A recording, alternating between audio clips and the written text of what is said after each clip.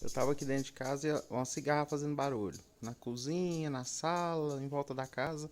Eu vim ver o que que é. O Milk pegou a cigarra. Ela tá embaixo da pata dele. Ó, cadê? Aí, ó. Aí ele morde nela de levezinho e sai carregando a cigarra pra baixo.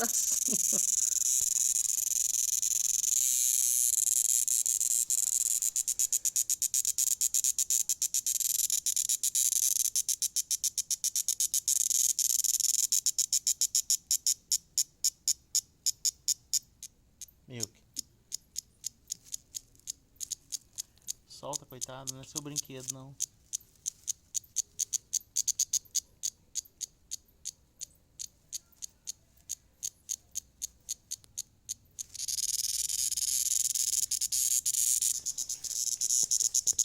Até agora.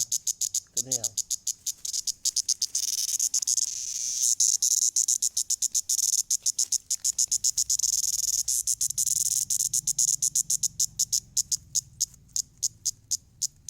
Vai morder nela e carregar, né?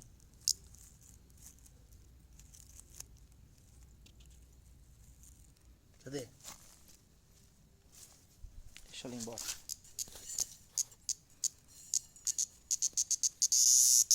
Deixa ela ir embora.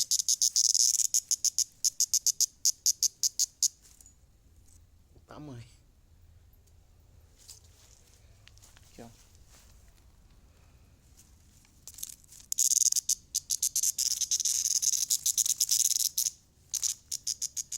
Ô, maluco, larga essa.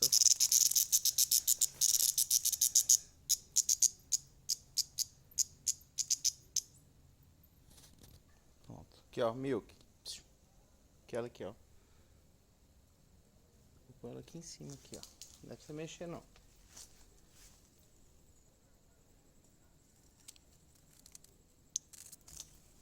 Cadê? Ih.